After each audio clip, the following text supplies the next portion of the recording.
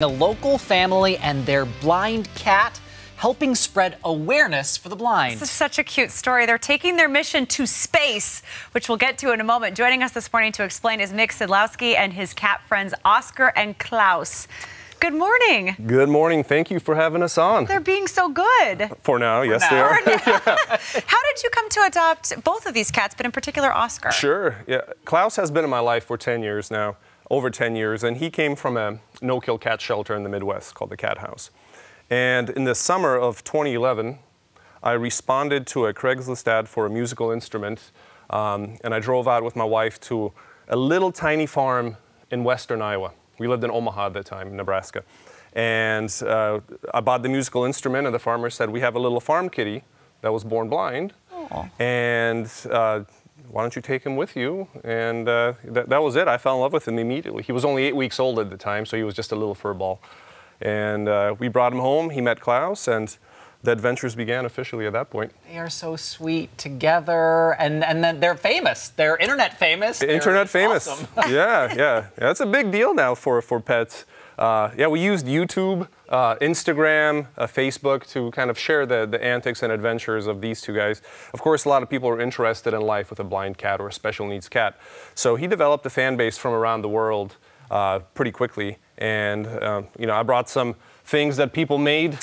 This is from Brazil, and we have all sorts of other artwork that's sent all the way from Germany and Hong Kong and everywhere else. So it's truly an international fan base now. I want to talk about the work that you've done with the National Federation of the Blind. It's really a remarkable what you're doing and moving things forward for everybody who knows about this situation. Talk a little bit more about that. Absolutely. Well, Oskar has 2 children's books, and he is a very capable protagonist, but he is not in any way exceptional. He happens to be a blind cat that goes out on adventures and does things a little differently. And that's an important message to the National Federation of the Blind. They feel that blindness is not what should define you. So the books were converted to Braille. So we do have Braille books available thanks to a very generous grant from the American Action Fund for Blind Children and Adults.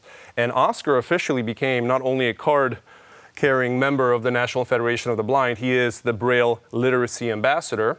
Wow. And we have some cool projects on the way too, like a plush toy which will be launched relatively soon. And this is the way Oskar is portrayed in the books, but he has a cane, and this is something that helps kids realize that they need to gain their independence. Blindness is not, again, what defines them, and it should not hold them back in any way. Clearly explorers, but we're talking about exploring into space even. Space, yes. So the most recent adventure is the mission to Kataria. And we funded the book via Kickstarter, and one of the backers was an organization called Storytime from Space.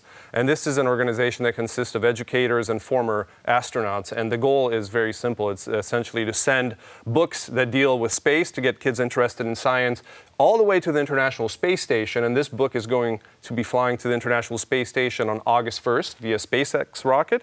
And an astronaut will read the book on board and broadcast everything to classrooms around the world. There'll also be a series of experiments that are designed to show how a blind or visually impaired astronaut or scientist can effectively, study the universe too. So it's a really big deal for us. And people can help with this. You have to raise some money to make this happen. Yes, obviously the cost of sending something to the International Space Station, it's not even tens of thousands, probably hundreds of thousands of dollars involved here. But as the author, the only cost that I have to cover is for materials testing to make sure that the book is safe for that confined environment of the space station.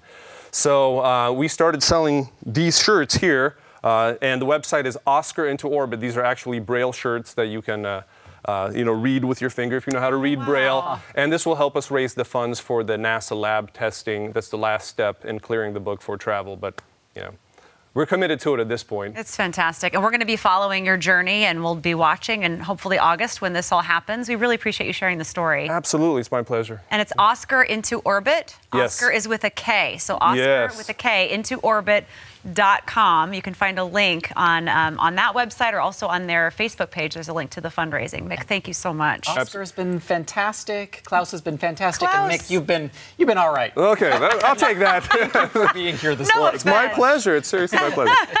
Thank you.